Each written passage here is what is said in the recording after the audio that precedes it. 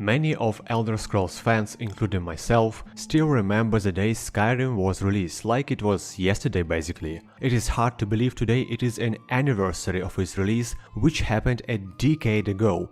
Many games die out and become forgotten during shorter time even, but Skyrim is not just alive, but growing bigger and better thanks to amazing modding community, and this year is not an exclusion. Without a further hesitation, let's start this special video and take a look on 10 most baddest mods released in 2021. Bounty quests as a part of Redone quest system is a nice way to explore Skyrim's huge world space and encounter new challenges, but aside from that, it feels somewhat boring and lacking immersion. Headhunter, Bounties Redone mod, expands the bounty quests for bandits, forsworn, giants and dragons. Inspired by The Witcher 3, you can now bring trophies from your enemies to the Jarl as proof of the bounty and have choices during some bounty quests. For instance, when targeting bandit leaders, you can as usually just kill them, or if you want to roleplay a bit and also see some humiliation in action, beat them senseless without killing, then capture and bring them to the local guards and Jarl's justice. This whole process is animated and voiced, which makes it even more realistic and fun. When doing a giant bounty, you can either kill the giant or spare him and force to simply leave the area, and so on. Additionally, when taking trophies, the bodies will visually represent that. Be it a bandit chief or a dragon, its model will actually lack the head after you chop it off as a proof. Lastly, the mod has full support of such popular mods like Missives, Notice Board and Lawbringer. Incredible and seamless addition which should have always been in the game. While being territorially huge, Skyrim always lacked immersive encounters, and here where the Extended Encounters mod brings it together to another level. Not only it adds regular encounters in wilderness, be it encounters of fast traveling, sleeping or waiting, it also adds a huge amount of situational, immersive and world, let's say, not directly hostile encounters to the game. Be it a mercenary or an executioner chilling out in a temple after a hard day of work, or a local hireling dealing with monsters outside the city. You will also see actual bandit raids on cities, guard raids on bandit forts, civil war raids, thieves acting in the city and much more. It also can be easily the addition or the only encounter mod in your setup due to the extremely comprehensive configuration menu.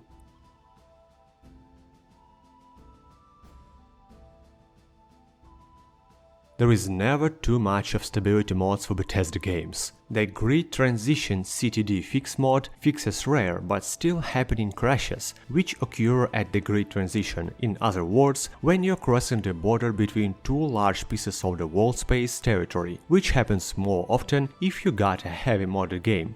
This mod simply fixes it, simple as that. Animations is the cornerstone of all Bethesda open-world games, always looking a few years behind the state of current gaming industry. There are lots of great mods for combat and magic animations for third person, but literally nothing for combat in the first person. The first-person combat animations Overhaul is an incredible project which completely overhauls first-person animation for swords, war axes, maces, daggers, including the dual daggers, katanas like Dragonbane, great swords, battle axes and warhammers, basically every base weapon type in the game. Mod was also re-released in form of version 2.0, not only improving existing animations but adding new ones, so now for some weapons it's not only light and power attacks, but also new animations for blocking, bashing, equipping and even idols. If you're playing in first person, there is simply no reason to not get this amazing mod. Speaking of idols and those kind of animations not directly related to combat, but rather the world interactive ones, the beautiful immersive interactions animated actions is the gem of this year and honestly many years as well. It is a titanic work which adds interactive animation for, well, basically close to everything in the game world. Touch the standing stones when activating them, pet the dogs, cats or horses, wave to children and salute to jarls or your army officers, open containers and doors, harvest plants, loot bandits and animals, hug your followers, play animations when lockpicking, pickpocketing, poisoning your weapons, activating levers or puzzles, actually train on dummies or just sit and relax. All that with every animation toggleable in the MCM and highly compatible with other animation mods is at your service.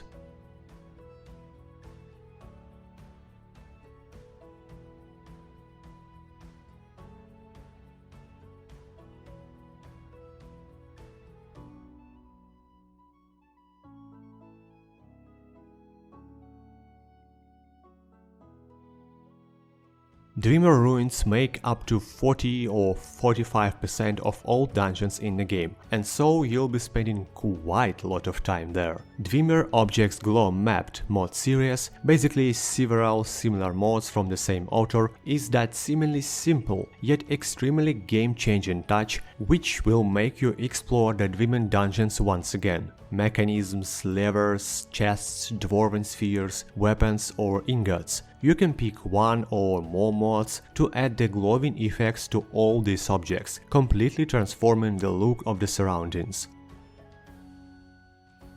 With the appearance of the amazing tools like Nemesis and Dynamic Animation Replacer, Skyrim Animation's modding stage is simply booming, and from time to time it once again breaks the previously considered impregnable limits of game's poor animation system. The mod called UNDERDOG does nothing less than practically bringing a new era of movement animations to Skyrim. Walking, sprinting, jumping, sneaking, fighting, but it is so much more than just your classic animation replacers. Not only new animations are smooth as hell, they also are conditional. Injured animation, for instance, actually has 3 different forms depending on how low your health is. The jumping and walking animations will vary depending on whether or not you have certain armor perks. And the same goes for sneaking animations and sneak perks. Wanna boost immersion even more and roleplay as a true infiltrator? Lie down in the grass and crawl to your enemies unnoticed.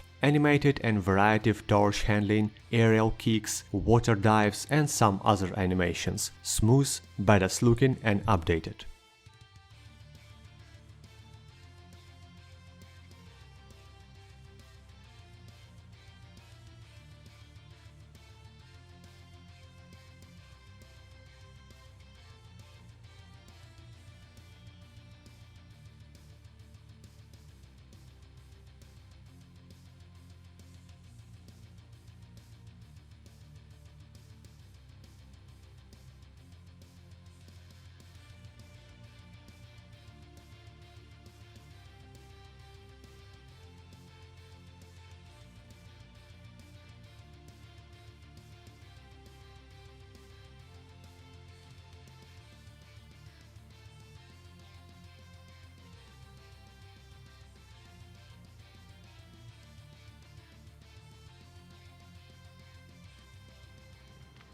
Azar Tragicazeri by Anonymous.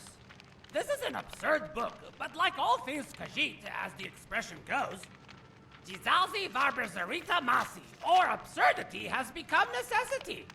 Being literally the most underrated mod of 2021, Skeever is a truly unorthodox and at the same time probably the most complex follower ever made. I mean it. For instance, while it is still in active development, it already has twice voice lines compared to Indigo, which is the best and most alive follower mod known. Over 16,000 of voice lines, and that's still growing with every update. Why it is an unorthodox? Well, you partially saw it yourself now. Skeever doesn't have directly a strong, soft or sexy kind of voice, vice versa. When you first meet him, you may think he is yet another tavern drunkard. And while that's actually partially true, there is more character in him than Skeever's in a rat way. Not only Skeever has something to say about literally every I mean it, over 500 interiors in the game, he's also actually a highly intellectual person with a grain of sarcasm and critical thinking. On top of that, he has plenty of other unique features. For instance, he can smell the place you entered and tell you what kind of enemies you will meet there. He can also lead you to the locations, he can sing, riddle and even more. He can read books in direct meaning. From start to finish, you can get Elder Scrolls lore lesson narrated by your follower.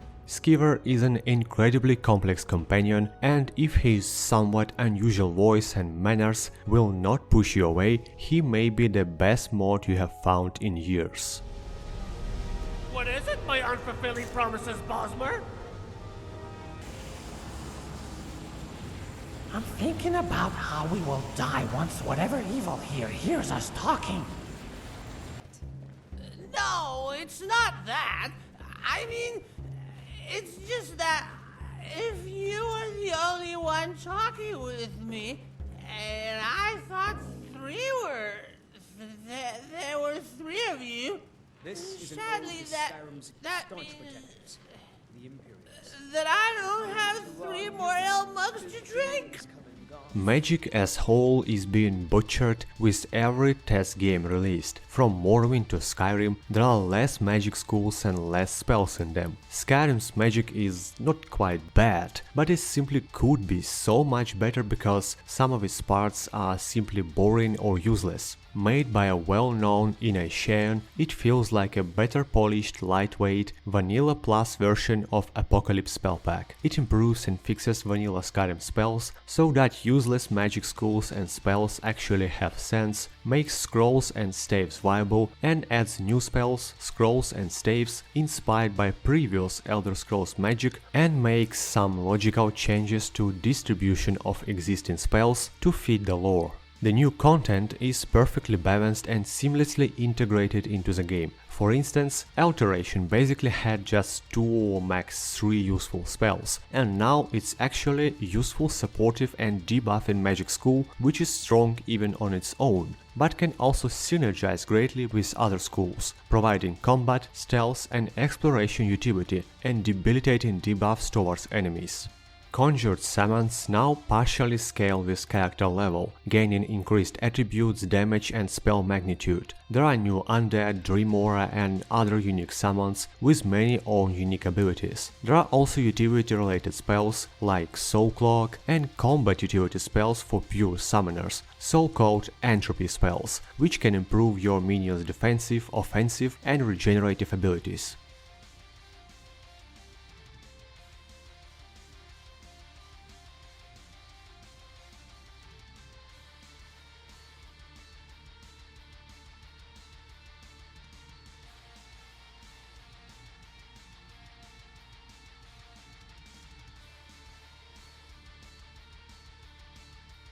Distraction was expanded in both amount and quality. There are new situational spells, which can trade range or radius for damage, or vice versa, which allows much more versatile mage gameplay and tactical combat. Vanilla Master and Cloak spells are corrected and improved, and new spells are balanced properly and have visuals fitting the base game analogs to fit seamlessly. But even here, there are spells for hybrid classes like Battle Mages, for instance a buff which adds elemental damage to your physical attacks with non-intrusive visuals. Odin covers illusion and restoration schools as well, with similar approaches. For instance, Fear, Calm and Command spells now do not simply become totally useless when enemies reach certain level. Instead, such spells have a chance to fail depending on enemy level and your own illusion mastery, which makes just much more sense. Restoration received new buffs, new powerful anti-undead spells, as well as poison and disease type of spells against alive enemies, and so on. Odin practically improves Skyrim magic on every level, from purely numerical stats and visuals to bug fixing and new spell mechanics, making Skyrim magic what it always should have been. Today's finalist is a pretty simple yet at the same time totally game-changing mod which will affect basically everything in the game related to movement, which means melee, ranged combat, exploration or stealth. Made entirely through SKSE, meaning it doesn't take a plugin slot and can be safely installed and uninstalled on existing save. The true directional movement overhauls the third-person gameplay, doing so with the help of a few fully modular components. First one is a real directional movement. Why is genius? Because previously all kind of 360 degrees movement mods were made in the same way via somewhat hacky animation changes, which was working for movement itself, but at the same time, should you start sprinting, attacking or jumping or casting etc., it stopped working. Here, the mod changes the movement behavior system itself, which means that you can move any direction and still perform any kind of other action. While sounding simply, it makes a huge impact to exploration and combat, and as a positive side effect, improves other animation mods. For instance, animations from UNDERDOG mod listed before will also work seamlessly, as well as most of any other animation mods in general. On top of that, it also fully applies to horses. You now can move in any direction when mounted, see yourself and fight on horseback from any angle too. Another cool feature is an effective target lock system which you can control yourself, as well as projective aim support. These features are optional, and while I personally don't use the arrows aim support, it makes a lot of sense for magic, because in vanilla game to hit a fast moving target or even a dragon with directional spells was almost impossible. And now you can choose to either have slightly intuitive aim or an almost homing spells. Mod also features simple yet perfectly functional enemy widgets, boss health bars and head tracking, which all is not that much essential, but at the same time cozy, immersive and stylish. Altogether, this incredible mod makes any kind of combat and exploration feel almost as in modern action RPGs, so well you can't believe it's Skyrim anymore. And with the vast amount of combat, enemy, animation mods and the sheer size of Skyrim world itself, it completely changes the feeling you receive from the gameplay. That's all for now folks, thank you for watching and I hope you enjoyed this special video. All mods are listed in the video description, and if you want to learn more about Skyrim modding in general, you can proceed to my other videos or to my complete modding guide, which is also linked below. Don't forget to enable channel notifications and join our Discord to always keep in touch. Happy anniversary to Skyrim and may it live long. Stay tuned, stay healthy and stay happy. Sinitar Gaming here, signing out.